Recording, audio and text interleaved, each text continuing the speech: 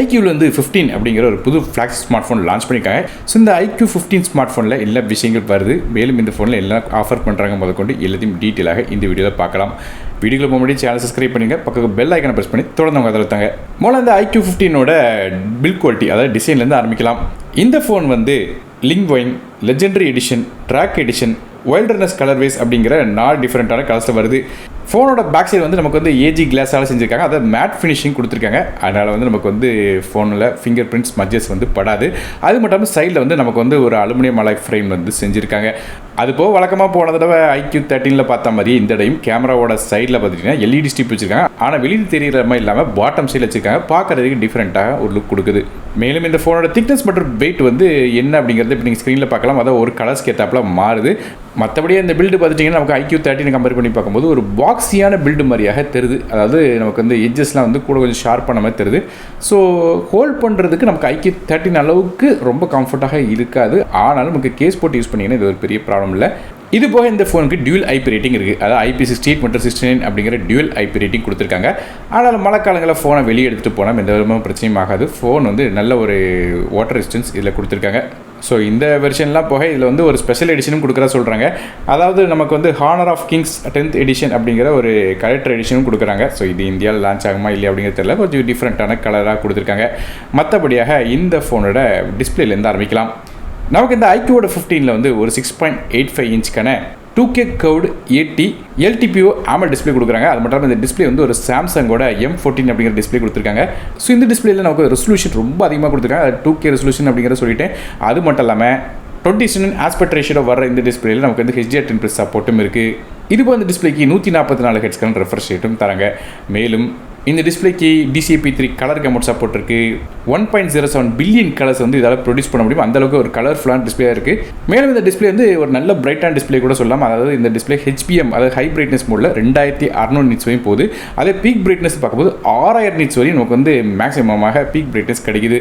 அது போக இந்த டிஸ்பிளேல 2160 ஹெர்ட்ஸ்க்கான ஹை ஃப்ரீக்வன்சி PWM டிமிங் சப்போர்ட்டும் இருக்குது. இது போல் DC டிமிங் டால்பி விஷன் மாதிரி சப்போர்ட்டும் டிஸ்பிளேல தராங்க. டிஸ்பிளேயோட பாட்டம் சைடு பார்த்துட்டீங்கன்னா நமக்கு வந்து ultrasonic in display finger print scanner தராங்க. அதனால் ஃபிங்கர் பிரிண்ட் ஸ்கேனர் நார்மலான ஃபோனை கம்பேர் பண்ணி பார்க்கும்போது அதை விட வேகமாக அன்லாக் ஆகும்.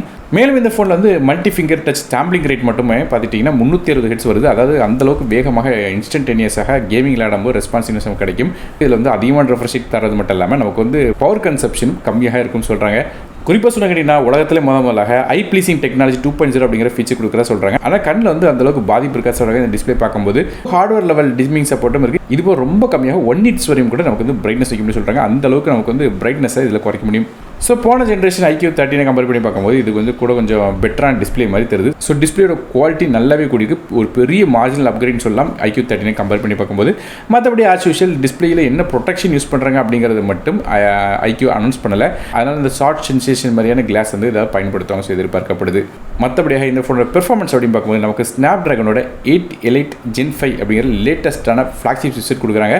ஆனால் பெர்ஃபார்மன்ஸ்க்கு பஞ்சமே இருக்காது. எவ்வளோ கூட ஹெவியான கேம்ஸ் விளாண்டா சரி, ஆப்ஸ் ரன் பண்ணால் சரி, கண்டிப்பாக இந்த ஃபோனால் டெலிவர் பண்ண முடியும். இப்போ நீங்கள் ஸ்க்ரீனில் வந்து ஒருவேளை ரேங்க் பார்க்கணும்னு நினச்சிங்கன்னா பார்க்கலாம். ஸோ நல்ல ஒரு ரேங்கிங் இந்த ஃபோன்லேருந்து கிடைக்குது. அதனால் பெர்ஃபார்மன்ஸ் டாப் நாச்சாக இருக்கும்.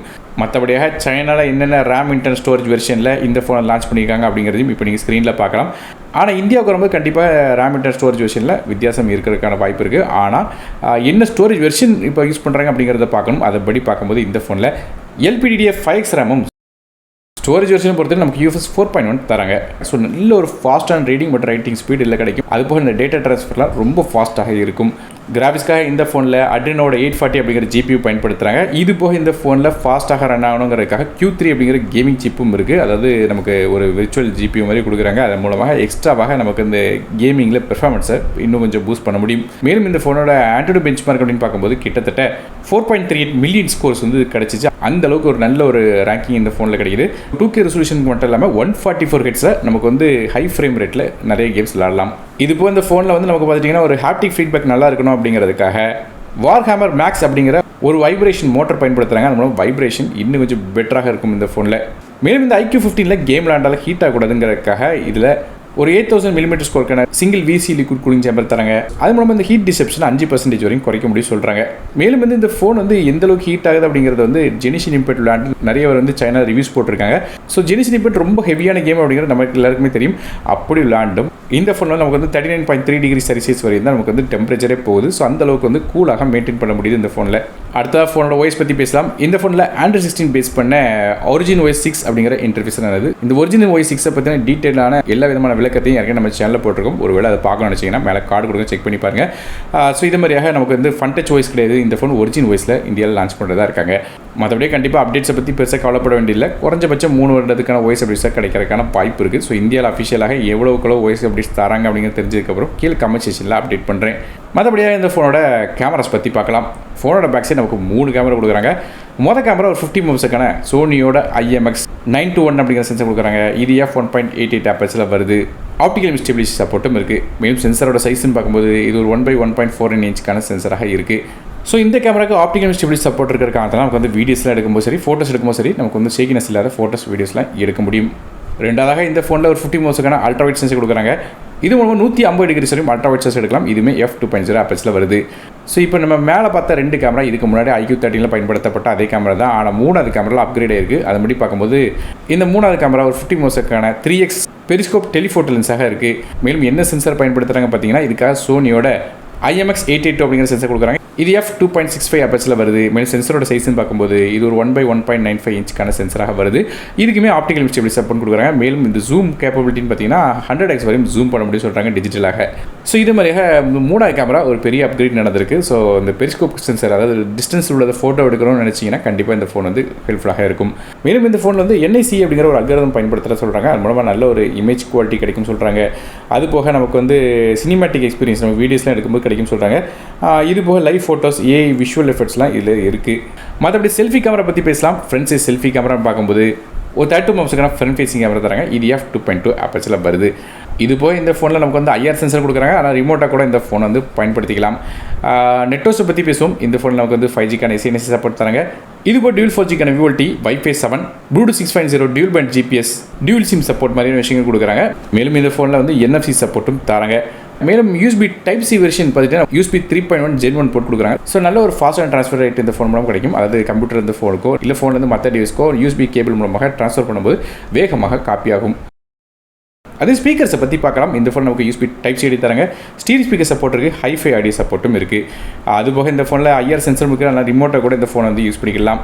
அடுத்தது அந்த iQOO 15ஓட பேட்டரிஸை பற்றி பேசுவோம். இந்த ஃபோனில் 7000 mAh பேட்டரி கொடுக்குறாங்க. ஸோ போன ஜென்ரேஷன் கம்பேர் பண்ணும்போது பேட்டரியில் ஒரு நல்ல அப்கிரேட் நடந்திருக்கு. ஆனால் சார்ஜிங் ஸ்பீட் குறைஞ்சிருக்கு. இது நல்லதுன்னு சொல்லுவேன். ஏன்னா வந்து 120 வாட்லாம் போன ஜென்ரேஷனில் வச்சுருந்தாங்க. அது மூலமாக பேட்டரி லைஃப் எந்த அளவுக்கு வந்து நமக்கு வந்து லாங் டைமில் வந்து கிடைக்கும் சொல்ல முடியாது. ஸோ இதில் வந்து கொஞ்சம் குறைச்சிருக்கிற காலத்தில் கூட கொஞ்சம் பெட்டராக நமக்கு iQOO 13 கம்பேர் பண்ணும்போது நமக்கு அந்த பேட்டரியோட டியூரபிலிட்டி கிடைக்கும். குறிப்பாக சொல்ல கேட்டிங்கன்னா இந்த இடம் வந்து நமக்கு இந்த ஃபோனில் 7000 mAh battery but fast charging சப்போர்ட்டோட தராங்க. சார்ஜர் பாக்ஸ்லேயே வந்துடுது. இதுபோ வயர்லெஸ் சார்ஜ் பண்ண நினச்சாலும் அதுக்கும் சப்போர்ட் கொடுக்குறாங்க. 40 வாட்டில் வந்து வயர்லெஸ் சார்ஜிங் சப்போர்ட்டும் தராங்க. இதே மாதிரி அந்த ஃபோனை நமக்கு வந்து 2 வகையில் சார்ஜ் பண்ண முடியும். அடுத்ததாக இந்த ஃபோனோட விலையை பற்றி பார்க்கலாம். இப்போ சைனாவோட ப்ரைஸிங்க நீங்கள் ஸ்க்ரீனில் பார்க்குறீங்க. ஸோ போன ஜென்ரேஷன் iQOO 13 கம்பேர் பார்க்கும்போது கண்டிப்பாக இந்த ப்ரைஸ் வந்து கூடியிருக்கு. அதனால் கண்டிப்பாக இந்தியாவில் லான்ச் ஆகும்போது இதோட ப்ரைஸ் வந்து கூட கொஞ்சம் அதிகமாக இருக்கும். ஸோ எதிர்பார்க்கப்படுது. காரணம் வந்து நிறைய விஷயங்கள் அப்கிரேட் பண்ணியிருக்காங்க. குறிப்பாக சொன்ன டிஸ்பிளே அப்கிரேட் ஆகிருக்கு, சிப் அப்கிரேட் ஆகிருக்கு, உள்ள இந்த 3வது கேமராஸ் அப்கிரேட் பண்ணியிருக்காங்க, பேட்டரியும் அப்கிரேட் ஆகிருக்கு. ஸோ இது மாதிரியாக நிறைய விஷயங்கள் அப்கிரேட் பண்ணியிருக்காங்க இந்த iQOO 15 ஸ்மார்ட் ஃபோனில். ஸோ நீங்கள் இந்த iQOO 15 ஸ்மார்ட் ஃபோனை பற்றி என்ன நினைக்கிங்க? ஒருவேளை இந்தியாவுக்கு வந்துச்சுன்னா வாங்குவீங்களா இல்லையா அப்படிங்கிறத கீழே கமெண்ட் செக்ஷன் மென்ஷன் பண்ணுங்கள். மேலும் இந்த ஃபோன் இந்தியாவுக்கு சேலுக்கு வரும்போது இது பை லிங்க்ஸ் கீழே டிஸ்கிரிப்ஷன் கொடுக்குறேன். மறக்காம செக் பண்ணி பாருங்கள். ஸோ நான் அருண் டெக் தமிழுக்காக மற்றபடி செய்கிறேன். நன்றி, வணக்கம்.